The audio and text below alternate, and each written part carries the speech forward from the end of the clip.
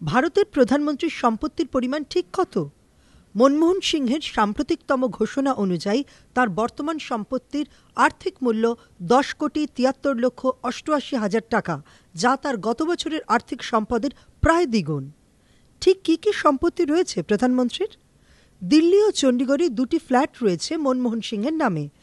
এই ফ্ল্যাট দুটির আর্থিক মূল্য 7,27,00,000 টাকা। এছাড়াও রাষ্ট্রায়ত্ত ব্যাংকে বিনিয়োগ করা প্রায় 3,46,00,000 টাকা মূল্যের অর্থ এবং একটি মারুতি 800 গাড়ি রয়েছে প্রধানমন্ত্রীর সম্পত্তির তালিকায়। গত বছর প্রধানমন্ত্রীর ঘোষিত সম্পদের পরিমাণ ছিল 5,11,00,000 টাকা।